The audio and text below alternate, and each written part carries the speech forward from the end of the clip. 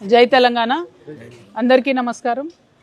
మీ అందరికీ తెలుసు, గత 3-4 రోజుల క్రితం జరిగినటువంటి పెద్ద యాక్సిడెంట్, చేవెళ్ళ రోడ్లో జరిగినటువంటి యాక్సిడెంట్ మొత్తం రాష్ట్రాన్ని అంతా కూడా కలిసివేసినటువంటి సంఘటన.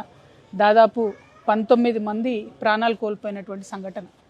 అయితే నిత్యం మనం యాక్సిడెంట్లు చూస్తూ ఉంటాం, కానీ ఈ యాక్సిడెంట్ ఏంటంటే ప్రత్యేకించి ఈ road, Chevella road, national highway 163, ఈ హైవే రిపేర్ చేయకపోవడం వల్ల ఈ యాక్సిడెంట్ జరిగిందని ప్రజలందరూ కూడా నమ్ముతున్నటువంటి పరిస్థితి.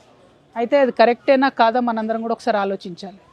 ఈ హైవే మధ్యలో ఉండేటటువంటి పర్యావరణ కారణాల వల్ల చాలా రోజులు ఆగిపోయినటువంటి విషయం మీ అందరికీ తెలిసిందే. ఆ హైవే ఎక్స్పాండ్ చేసే లోపట ఈ ప్రభుత్వం వచ్చిన తర్వాత నేవల్ రాడార్ స్టేషన్ మంజూరు చేయడం జరిగింది. అంతకుముందు తెలంగాణ వచ్చిన 10 ఏళ్ళు కూడా మనం ఆ నేవల్ రాడార్ స్టేషన్కి పర్మిషన్ ఇవ్వలేదు.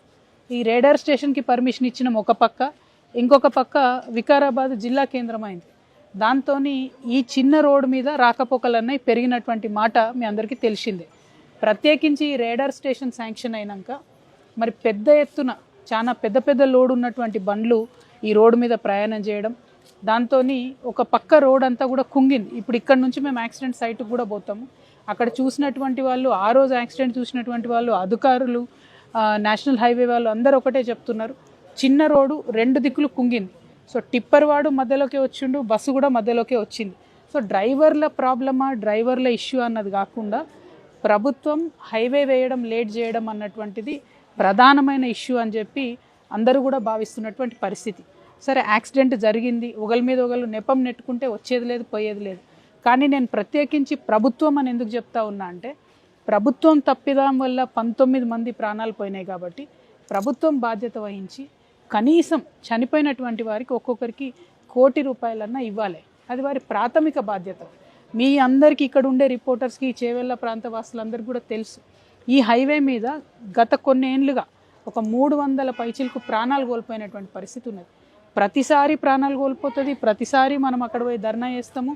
తర్వాత ఏ గవర్నమెంట్ అన్నది కాదు, బీఆర్ఎస్లో అదే జరిగింది, కాంగ్రెస్లో అదే జరుగుతున్నది. నిన్న యాక్సిడెంట్ అయినాక చేవెళ్ళ పట్టణంలో చౌరస్తా మీద ధర్నా చేసిరు చాలామంది.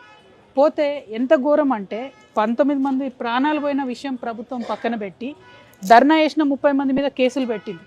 నేను ఈ ప్రభుత్వాన్ని తాండూరులోనా, చేవెళ్ళ కదా, తాండూరులో ఈ 30 మంది మీద కేసులు పెట్టింది. నేనేమంటున్నా అంటే, ప్రభుత్వం ఫస్ట్ ఆ కేసులు వెనక్కి తీసుకోవాలి. మీరు రోడ్డు వేయండి, రోడ్డు వేయకపోవడం అన్నది ప్రభుత్వం తప్పు. అదే ప్రభుత్వం అనగానే ప్రభుత్వం తప్పు. కాబట్టి ప్రజలకు కాంపన్సేషన్ పెంచండి. 7 లక్షల రూపాయలు సరిపోవు, ఖచ్చితంగా కుటుంబానికి 1 కోటి రూపాయలు ఇవ్వండి. ఇప్పుడు చాలామంది గాయపడ్డ వాళ్ళని మేము చూసి వచ్చినాం. వాళ్ళు హాస్పిటల్ మంచిగా చూసుకున్నారు, నీట్గానే వాళ్ళు డిశ్చార్జ్ అవుతున్నారు. కానీ ఇటువంటి దెబ్బలు తగిలినప్పుడు లాంగ్ టర్మ్ ఇంప్లికేషన్స్ ఉంటాయి. కాబట్టి ప్రభుత్వం 2 లక్షల రూపాయల కాంపన్సేషన్ ప్రకటించింది. అది నాకు తెలిసి ఇప్పుడు ఉన్న వాళ్ళైతే ఎవరు మాకు రాలేదు, అందలేదని చెప్తున్నారు. దాన్ని దయచేసి పెంచమని అడుగుతూ ఉన్నాం. ఒక్కొక్కరికి కనీసం 10 లక్షలన్నా ఇవ్వమని అడుగుతున్నాం. దీనికి కూడా కారణం ఏంటంటే, ఎవరితో మాట్లాడినా ఆ రోజు ఆ బస్సులో ప్రయాణం చేసిన వాళ్ళందరిలో కూడా మెజారిటీ కూలీ నాలి చేసుకునే వాళ్ళు ఉన్నారు. అటువంటి వాళ్లకు వచ్చే 2-3 నెలలు ఇంట్లో ఉండి రెస్ట్ తీసుకోవాలంటే మరి వచ్చే జీతం ఆగిపోతుంది. మీరేమో కొత్తగా పెన్షన్లు ఇస్తలేరు, పెంచిస్తలేరు. అట్లాంటప్పుడు ఆ కూలీ నాలి చేసుకొని బతికేటటువంటి వాళ్లకు కాంపన్సేషన్ కింద ప్రభుత్వం ఎక్కువ డబ్బులు ఇవ్వాలని చెప్పి నేను డిమాండ్ చేస్తున్నా. మీరు ఇచ్చే 2 లక్షలు మందులకు కూడా సరిపోవు. కాబట్టి వాటిని పెంచండి కాంపన్సేషన్. కనీసం ఒక్కొక్కరికి 10 లక్షలన్నా దయచేసి కాంపన్సేషన్ కింద ఇవ్వండి. బాధ్యత తీసుకోండి. తాండూరులో ధర్నా చేసిన వాళ్ళ మీద పెట్టినటువంటి కేసులు ఎత్తేయండి. ఈ మొత్తం నేషనల్ హైవే 163 మరి ఎవరో ఏ కంపెనీలో నాకు తెలియదు, కానీ వాళ్ళ వెంటబడి తొందరగా, మళ్ళా మెగా నేనైనా కూడా తొందరగా ఆ మెగా కంపెనీ వెంటబడి ఆ రోడ్డు పూర్తి చేయించవలసిందిగా నేను ప్రభుత్వాన్ని డిమాండ్ చేస్తూ ఉన్నాం.